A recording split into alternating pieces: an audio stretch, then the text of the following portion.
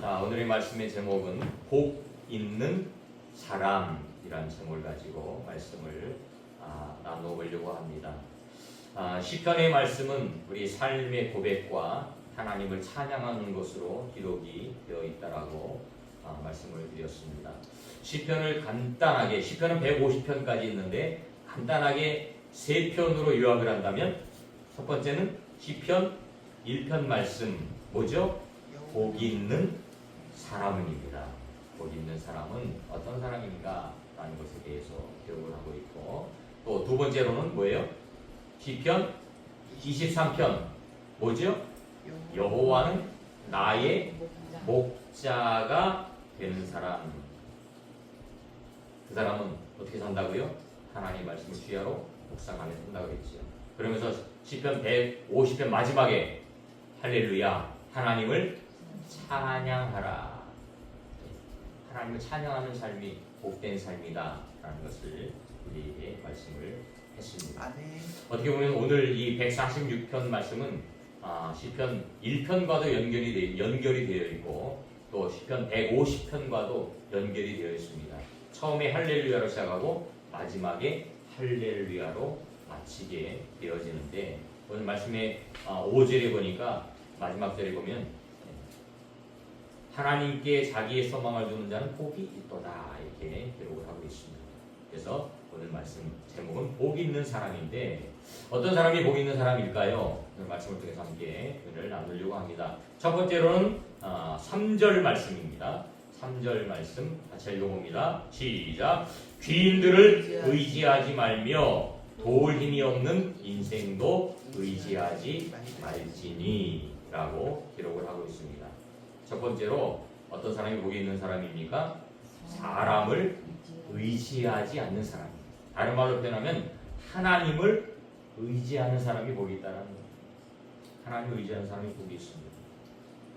우리가 너무나 잘 알고 있듯이 하나님이 우리 인간을 창조하신 목적은 이사야 43장 21절이라고 그랬죠. 하나님을 찬송하라. 하나님 찬양하라. 그래서 오늘 시편 146편 1절 2절에도 그 얘기예요. 할렐루야, 내 영혼아 여호와를 찬양하라. 나의 생전에 여호와를 찬양하며 나의 평생에 내 하나님을 찬송하리로다. 이 고백을 하는 거예요. 이게 마땅히 우리 인생이 해야 될 일들이에요. 하나님을 찬양하고 하나님께 영광을 돌리는 일.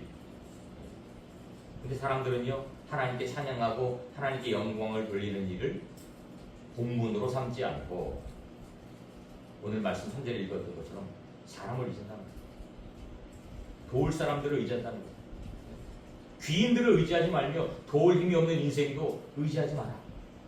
왜? 인간은 한계가 있어요. 돕는 게 한계가 있다는 거예요. 사람은요, 어려운 환경에 처하면 누군가 도움을 자꾸 받으려고 해요. 누군가 도움을 받기를 원해요. 요청을 합니다. 근데 그 도움은 반드시 한계가 있어요. 돕는 것도 한계가 있다는 거예요.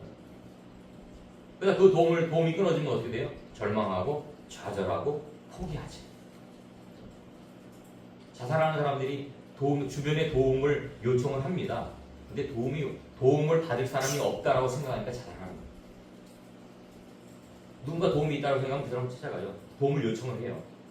도움을 받으면 그 위기에서 극복하겠지요. 그런데 전혀 도움을 받을 수 없다라고 극한 상황에 빠지게 되면 결국에는 자살이라는 극단적인 방법을 선택을 하게 되죠.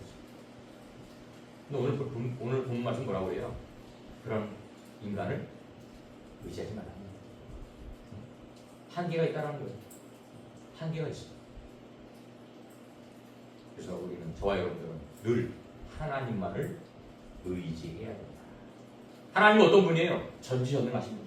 전지전능이 뭐예요? 모든 것을 아시고 모든 것을 할 수 있다는 거예요. 모든 걸 다 아셔요. 우리 형편을 아시고, 또 우리의 처지를 아시고, 또 하나님은 능력이 있어요. 사람은 한계가 있지만 하나님은 능력이 있어요. 모든 걸 다 도울 수 있다는 거예요. 그래서 약속하셨어요. 하나님 약속하셨어요. 간절히 찾는 자를 만나 주시겠다. 부르짖는 자를 만나 주시겠다는 거예요. 필요를 요청하라는 거예요. 구하라, 찾으라, 두드리라. 구하면 주시고, 찾으면 찾을 수 있고, 두드리면 열린다는 거죠. 근데 문제는 뭐예요? 우리가 그렇게 하지 않는다. 왜?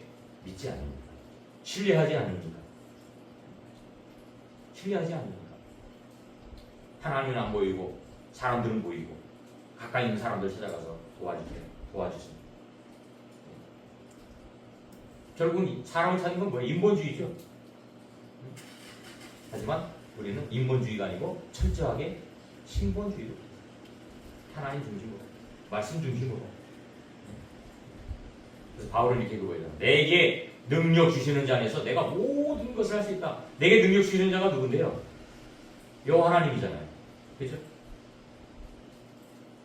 하나님이에요. 저와 여러분들에게 능력을 주시는 분은 하나님이에요. 귀인들을 의지하고 사람들을 의지하면 결국에는 한계점에 도달하게 되어지고, 결국엔 도움이 끊어지면 포기하고 좌절하고 실망하고 극단적인 선택을 하게 된다. 그 사람을 보기 때문에. 사람 보지 말아야 됩니다. 환경 보지 말아야 됩니다. 저와 여러분들은 살아계신 하나님을 봐야 돼요. 모든 것을 할 수 있고 불가능을 가능하게 하시고 무에서 유를 창조하시고 우리의 속사정을 다 하시는 하나님, 그 하나님을 우리는 의지해야 된다. 아멘. 이게 복 있는 사람이에요. 여기 복이 뭐예요? 돈 많은 거예요? 복이 뭐예요? 세상에 출세하는 거예요? 복은 예수 그리스도가 내 안에 있는 게 복이에요. 우리 예수 믿는 사람들은요, 복이 예수님 내 안에 있는 거예요. 하나님이 나의 삶 속에서 개입하시는 게 복이에요. 나의 형편을 아시고 나의 처지를 아시고 인도하시고 여호와 일의 하나님을 경험하는 게 복입니다. 임마누엘의 하나님을 경험하는 게 복이에요. 에베네셀의 하나님을 경험하는 게 복이에요. 여호와 니시의 하나님을 경험하는 게 복이에요. 왜? 우리 하나님의 자녀이기 때문에 그분은 우리를 도와주시길 원하시고 우리의 삶에 개입하시길 원하시고, 근데 우리가 너 됐어요? 싫어요? 하나님 제가 할게요. 이렇게 산다는 거죠. 근데 하나님 그런 삶을 원하시는 게 구하라, 두드리라는 거예요. 그럼 하나님이 우리 처지와 형편을 보시고 필요한 것들을 공급하시고 또 우리의 삶을 인도하십니다. 우리 최고의 축복의 삶은 하나님이 인도받는 겁니다. 내 길을 주님께 맡기는 거예요. 너의 삶을 주님께 맡기라는 거예요. 그분이 우리를 형통케 하신다는 거예요. 책임져. 형통이 뭐예요? 형통이 뭐예요? 주님의 인도함 받는 게 형통이에요. 세상에 출세하고 잘 되는 게 형통이 아니에요. 주님의 인도함을 받는 거예요. 우리가 하루하루 하나님과 교통하고 하나님의 인도함을 받는 게 형통이에요. 오늘도 하나님과 동행하고 하나님과 교통이 이루어진다면 여러분들의 삶은 형통한 삶입니다. 돈이 없어도 명예가 높지 않아도 그 사람은 최고 축복의 삶을 살고 있는 거예요. 예수가 내 안에 있습니다. 그게 복이라는 거예요. 그리고 사람 의지하면 안 됩니다. 사람 의지하면 사람은 언제든지 떠날 수 있고요. 언제든지 배신할 수 있습니다. 하지만 영원히 떠나지 않고 영원히 배신하지 않는 그분은 하나님 한 분밖에 없습니다.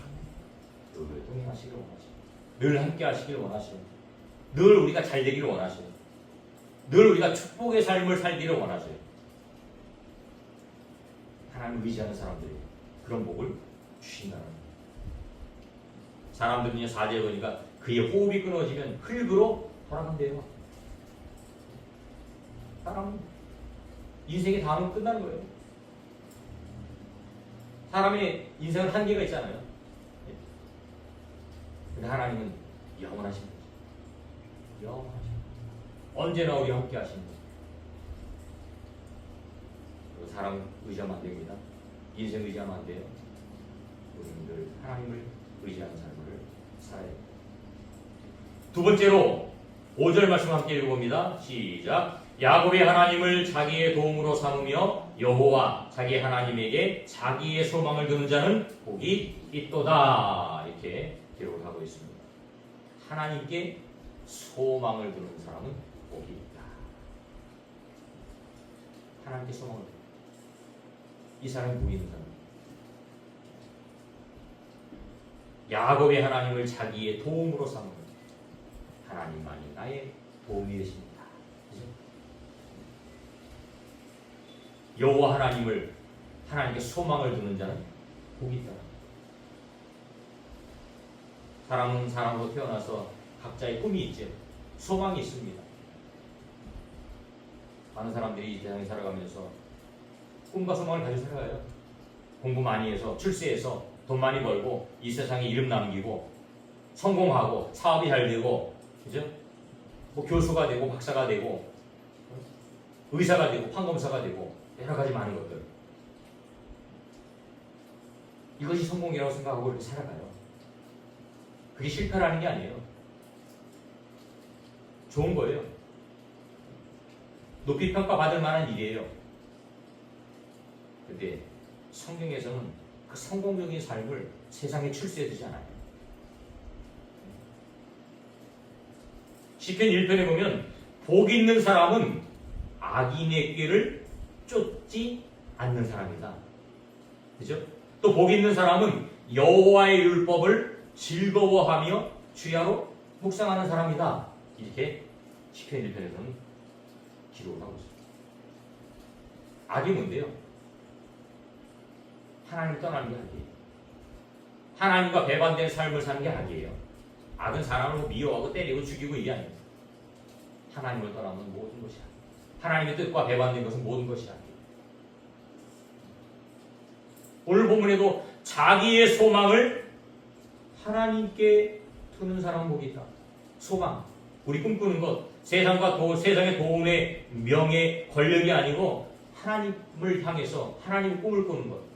야곱처럼 하나님의 비전을 이루어가는 사람이 복이 있다는 거예요. 왜 그래요? 하나님 우리 주인이기 때문에. 오늘 6절에 보니까 여호와는 천지와 바다와 그 중에 만물을 지으신 분이다. 영원히 진실함을 지키시는 분이다. 사람은요, 좋을 때는 좋지만요, 사람은요, 나쁠 때는요, 배신자. 부부간에도 마찬가지고, 형제간에도 마찬가지예요. 좋을 때는 좋아요. 순간적으로 감정이 틀어지고 문제가 생기고, 가장 큰 문제가 뭐냐면 세상에는 돈이에요. 돈 문제. 부부간에도 돈 문제, 형제 자매 간에도 돈 문제. 저번에도 한번 얘기했잖아요. 돈 문제. 이게 욕심이 들어가고 이게 문제가 생겨지면 그렇게 좋았던 관계가 하루아침에 적이 돼버립니다. 왼수가 돼버립니다. 하나님은 영원히 진실하십니다. 변하지 않아요. 누가 변하는 거예요? 내가 변하는 거예요. 하나님이 변하는 게 아니에요. 내가 변하는 거예요. 또 7절에도 억눌린 사람들을 위해 정의로 심판하시며 줄인 자들에게 먹을 것을 주시는 이시로다. 여호와께서는 갇힌 자들에게 자유를 주신다. 정의와 공의를 행하신 하나님. 정의와 공의를 행하신 하나님. 사람들도 지금 우리나라도 그 사법권 문제 때문에 굉장히 나라에서 지금 시끄러운데, 판사, 검사가 돼요. 판사가 검사가 되면 정의롭게 판단해야 돼요. 돈 받고 뇌물 받고 이런 거 하면 안 돼요. 성경 분명히 말씀하고 있죠. 그죠? 뇌물을 받아서 판결 굳게 하면 안 된다. 근데 사람이다 보니까 돈을 받으면 그쪽 편을 들어주게 돼 있어. 돈을 받고 사람을 높은 자리에 세워주고, 돈을 받고 국회의원을 시켜주고, 돈을 받고 이 사람을 취업시켜주고, 이런 일들이 세상의 일들이에요. 그럼 우리 예수 믿는 사람들은 거기서 자유로울 수 있어요? 똑같아요. 똑같아요. 단지 그 일이 잘못됐고 해서는 안 된다는 것을 알고, 또 그거를 위해서 우리가 행동을 통해서 나타내려고 애를 쓸 뿐이지, 그렇다고 저와 여러분들이 그걸 전혀 안 한다? 그건 거짓말이에요. 사람이 마음을 녹일 수 있는 방법이 뭔지 아세요? 물질을 갖다 주는 거예요. 물질을 갖다 주는 거예요. 그 사람이 마음을 열어요.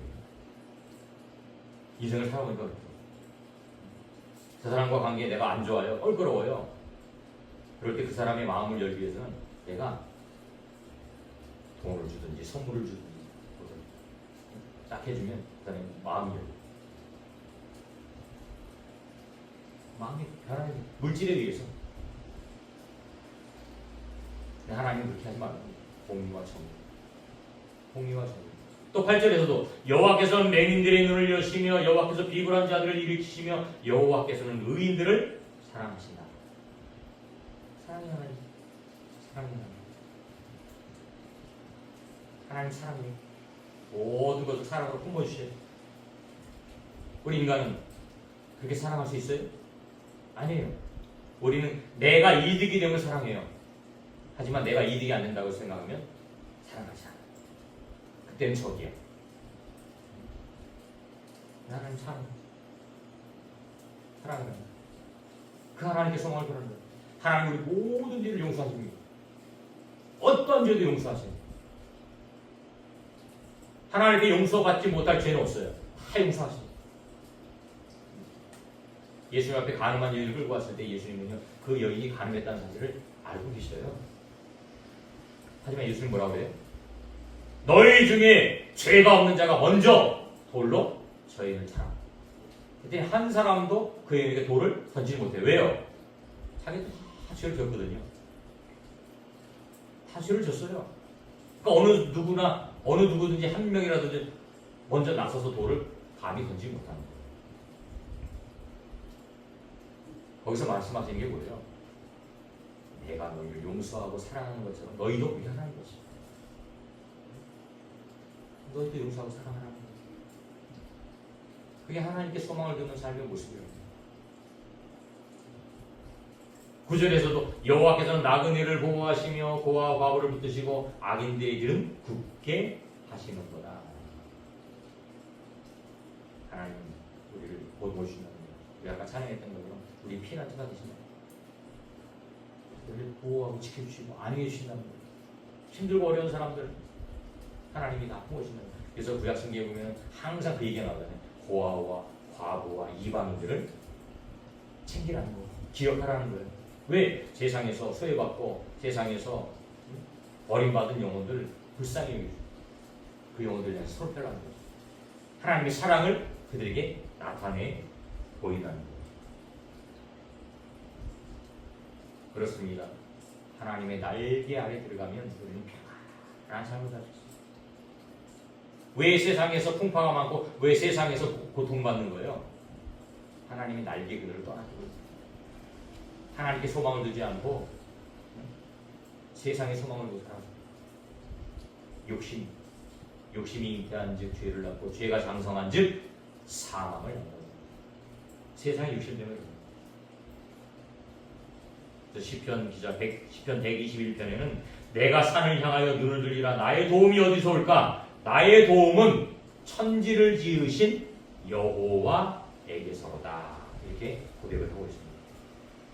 그리고 그 뒤에 또한 여호와께서는 졸지도 아니하시고 주무시지도 아니하시고 영원까지 우리를 지켜주신다고 고백을 하고 있습니다. 지켜주신대요. 여러분들 사람의 도움을 받고 싶어요? 하나님의 도움을 받고 싶어요? 하나님의 도움을 받고 싶어요. 사람에게 소망을 둘래요? 세상에 소망을 둘래요? 하나님께 소망을 둘래요? 하나님께 소망을 둘래요. 왜? 그게 값어치 있어요. 값어치 있으니까 그래요. 마지막으로 세 번째는 10절 말씀입니다. 같이 한번 읽어볼까요? 시작. 시온아 여호와는 영원히 다스리시고 내 하나님은 대대로 통치하시리로다. 할렐루야. 복 있는 사람 세 번째는 뭐예요? 하나님의 통치를 받는 사람이에요. 하나님의 통치를 받는 사람. 첫 번째는 사람을 의지하지 말라는 거죠. 하나님 의지하라는 거죠. 두 번째는 뭐예요? 하나님께 소망을 두라는 거예요. 세 번째는 뭐예요? 하나님의 통치를 받아요. 통치가 뭐예요? 지배. 하나님의 지배 아래 들어가는 거예요. 하나님의 지휘 아래 들어가는 거예요. 모든 사람이 죄를 보면서 하나님의 영광에 이르지 못한대요. 모든 사람은 죄인으로 태어나요. 그래서 하나님의 뜻과는 상관없이 사는 거예요. 그런데 하나님께서는 구원의 길을 우리에게 열어주셨죠. 예수 그리스도를 통해서, 십자가 도를 통해서 하나님과의 관계를 열어주셨어요. 누구든지 주의 이름을 부르는 자는 구원을 받아요. 하나님과의 교통이 이루어지는 거죠. 하나님의 사랑을 나타냈어요. 이 땅에 예수 그리스도를 통해서. 그죠? 그래서 예수님 만나면 우리가 하나님을 알게 되죠. 그분이 어떤 분이라는 사실 알게 되어서, 그리고 이제는 그 말씀 안에 우리를 맡기는 거지. 하나님 통치에 들어가는 거예요. 우리 시편 23편 말처럼 주야로 묵상하면서, 제가 항상 설교하면서 간증 예화를 드는 게, 이스라엘 백성들이 출애굽해서 광야를 지나는데 구름 기둥과 불 기둥이 있단 말이에요. 그 구름 기둥과 불 기둥이 이게 한계가 있어요. 그죠? 구름 기둥과 불 기둥이 무한한 게 아니에요. 예를 들어서 뭐 10km면 10km, 5km면 5km 그 안에 있단 말이에요. 그러면 이스라엘 백성들이 그 안에 들어가야 구름 기둥으로부터 불 기둥으로부터 인도를 받는, 보호함을 받는 거예요. 그게 불편하고 그게 싫다고 바깥으로 나가면 어떻게 돼요? 보호받지 못해요. 타 죽든지 얼어 죽든지 보호받지 못해요. 그게 하나님의 통치예요. 구름 기둥 아래가 하나님의 통치고 불 기둥 아래가 하나님의 통치예요. 하나님의 임재하심이에요. 그 안에서 보호하는 거예요.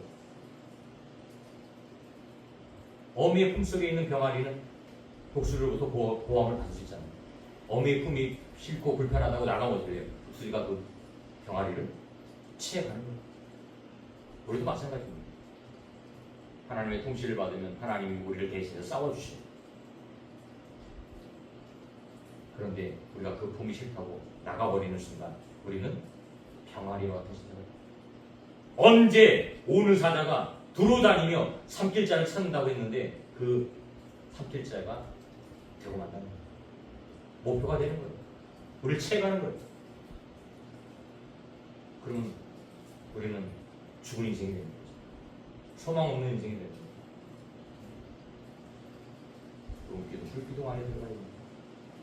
그 안에 있어야 따뜻하고 시원하고 보호를 받는 거예요. 평안한 삶을 살 수 있는 거예요. 평안이 뭐예요? 평안. 여러분, 평안이 뭡니까?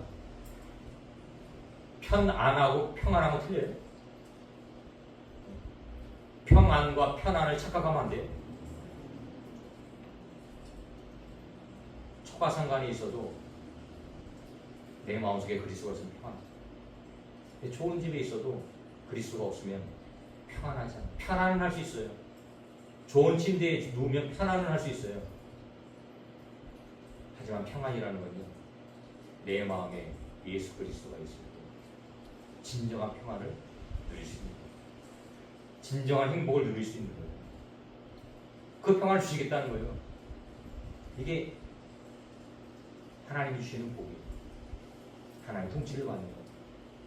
이게 최고의 복이라는 거예요. 나의 피난처가 되신 분은 바로 주님이시다. 주님 안에 들어가면 최고의 기쁨과 최고의 평안을 누릴 수 있다. 말씀을 정리합니다. 하나님을 의지하고 하나님께 소망을 두고 하나님의 통치를 받는 사람이 진정한 축복의 주인공입니다.